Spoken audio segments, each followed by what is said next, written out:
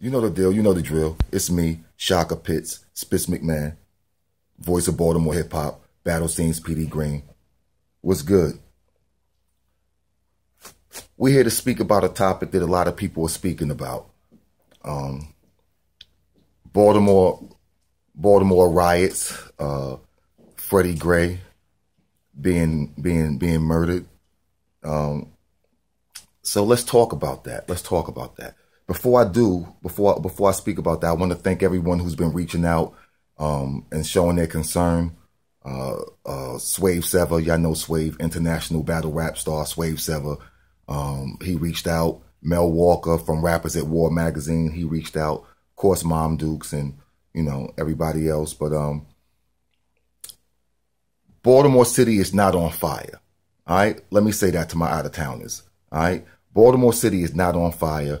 The media and Facebook reporters are hyping a serious situation. Don't get it twisted. It's a serious situation.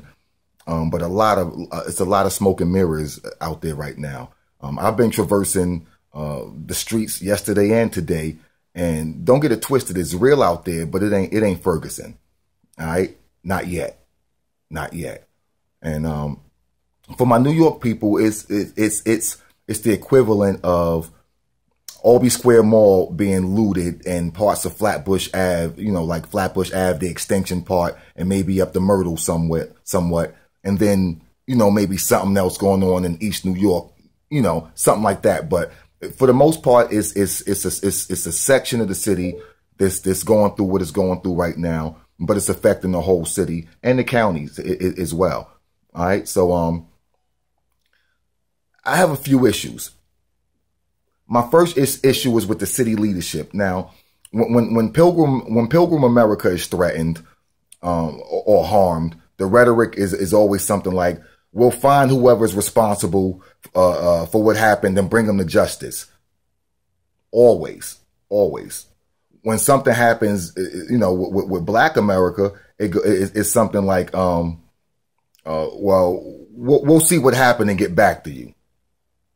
You know. And in a situation like this, that's a little disrespectful, because we know what happened. We just don't know who did it or really how it happened. But we know a man was murdered. We know a man was beat to death. So why is our leadership acting like that didn't happen? You know, he wasn't in the car accident, B. So we need to, you know, get that clear. So that's what's pissing me off. And it's what's pissing a lot of people off for making a lot of the extra shit that's going on, a lot of the extra things that's going on. That's what's making a lot of that extra stuff happen. You know what I mean? I think it would be a lot different if, when it happened, the mayor, you know, acted accordingly.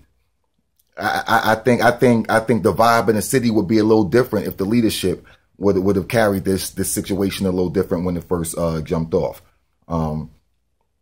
A man was murdered by officers of the law. And, you know, what's sad is more people are disturbed about the destruction of property. And, when there's destruction of Black lives going on, you know what I mean? And I can personally live with one less CVS. That's just me. You know what I mean? But Black people, you know, Black people are being burnt down in the city every day. Every day is happening, and not just the city, cities all across the country. You know, so I sympathize with people's grandmoms and you know, being inconvenienced because they need a close spot to fill prescriptions and things of that nature. Listen, I feel you. I don't agree with a lot of the actions or the methods, but I can dig where it's coming from, man. I can really dig where it's coming from. A lot of these kids. You got to understand, a lot of these kids are the same kids the system won't allow us to teach or reach. The same kids the system drops passing grades to 60 or whatever, so that they can just, you know, squeak by. Now, not you know, not all of them, but this is a lot of that population out there, you know, and they already have issues with critical decision making on a normal basis. So now we're in a crisis. We're in a crisis when we're in the pack mentality. You know, and what do you expect, man? Like, what do you expect? And again, it's not all of them, but I know a lot of them are, because a lot of them are students and kids that I deal with on a day-to-day basis. You know, I've seen them on the news. You know, they've been seen on the news. They're on the news. They're out there. And I know how they are on a day-to-day basis. So now with this going on, yeah, it's a problem. Yeah, it's a problem. It's definitely a problem. But Pilgrim America and bougie black folk are appalled at the way the youth are displaying their disapproval of what's going on. They're appalled. You know what I mean? When you really should be able to understand what's going on. You niggers, and this is ER, you niggers sound like Uncle Tom's. You sound like Uncle Tom. You sound like, look, massa, I'm more upset than you are about the destruction of property. Look, I'm upset. Look at me. I don't like civil unrest either, massa. Unrest either, rather. You know what I mean? So it's garbage, man. That's garbage. Y'all sound like Uncle Tom's. Now, agreed. We shouldn't be out there shitting where we eat. I agree. And you know, I agree that we shouldn't be vandalizing random properties, et cetera, et cetera. And I agree some of the protesters are unpure and some are pure, but with bad decision making. I agree. I think we should be snipers and not suicide bombers. I agree. But that's where adults and leadership come into play.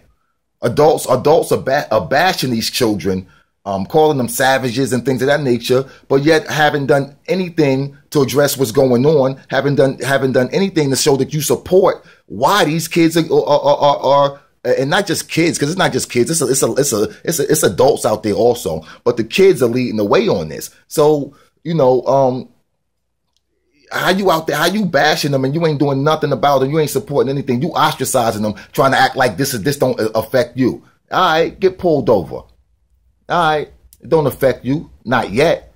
It didn't affect Baltimore either until 2 weeks ago, right? This was a Ferguson issue. This was a New York issue. This was a Cincinnati issue. This wasn't a B-more issue, right? Yeah, that's what I thought. So, we need to think about what's going on, man. You know, a lot of these grown-ups are upset. I'm sorry, they're not upset. A lot of these grown-ups, rather, are scared.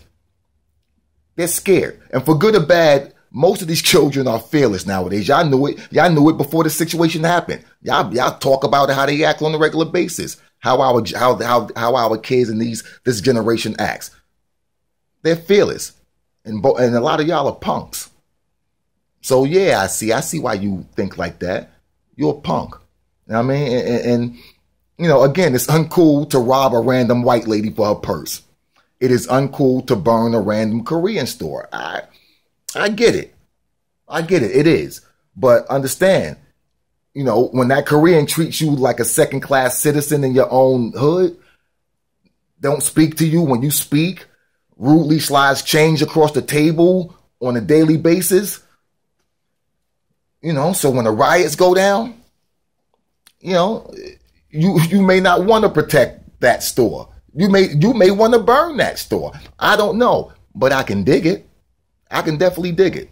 You understand? So again, I think we need to be a lot more thoughtful on what we say and how we address our kids and how we address other people about our kids, man. Like, these are our kids.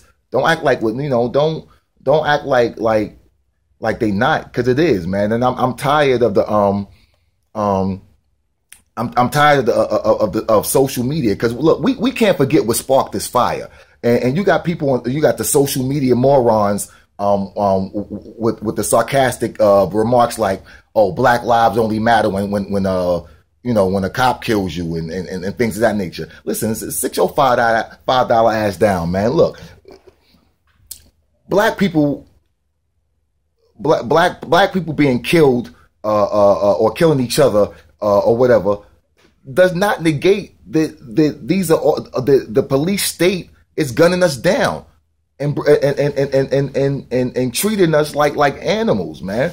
And so, come on, man. Like, y'all acting like MLK invented protesting, man. Like, people get mad, man. People naturally get mad. So you just got to understand. You got to understand where it's coming from, and I think you the crazy one to think that it's always going to be civil. You're the crazy one. It's bananas. For me, I think, and again, I don't condone willy-nilly violence at all. But I think it's a balance of backbone and politics. We need to show our youth how to effectively use politics to attack this issue and protect themselves. But at the same time, we as a community, as a people, need to be prepared to physically defend ourselves and our communities from any threats. Every other community has that right. Every other people has that right. We don't. We don't, because you don't utilize it. That's why. You let them take it from you. That's why. You don't support your people when they're struggling, when they're willing to stand up and fight, when you ain't doing shit. How dare you say something? How dare you? You do something. You get out there and show them how to do it. You do something. You don't sit back and act like they're not yours. Y'all scared. That's what it is. That's what it is. But again, man, balance. Politics and backbone, man. People scared of the government cracking down with martial law, but at least now it's not hidden martial law. Because for some people, this is every day. Every day this is how they live their lives. They can't walk down the streets without being accosted. They can't walk down the streets without fear of someone in uniform. Regardless if they got a pack on them or not, they got rights. They shouldn't have to run from a cop just because the cop approaches them. They have rights. We have rights. Come on, man. Y'all scared. Y'all scared. So I can dig the inconvenience. I just came from the store and was in line for like 15 minutes extra. I can dig it. But you know what? I can put up with that inconvenience. I can deal with whatever inconvenience comes from this. Whatever inconvenience comes from, I can deal with that. You know what I mean? But maybe I'm different from you. I don't know. A lot of people are punks about freedoms that have already been taken from them. You don't even have them. They're gone. They're already gone. Look, man, we're going to be talking about this. We have a plan of action meeting tonight at the Soulful Experience Art Gallery at 2107 Charles Street in Baltimore. We'll be there tonight. This is being brought to you by Shinya of the Baltimore Scene. She's galvanizing some people who feel like, they're ready to talk about what can we do. So that's going on tonight. Thursday night, 9 p.m. on the BaltimoreScene.fm. Real Talk with Spitz McMahon. I'll be following up on what happened tonight at the plan of action meeting, and we'll also be calling the artistic community. We'll be calling you to arms, man, to galvanize and form a unified support base to help with social and political issues that we face here on a daily in our city, in our communities. So that's what's going on, and yeah, man, get involved. Do something. Do something or shut the fuck up. You have no rights if you don't do anything. No right to say anything to me or mine if you're not doing anything about this. All right? Get with me, man. I'll see you on the other side.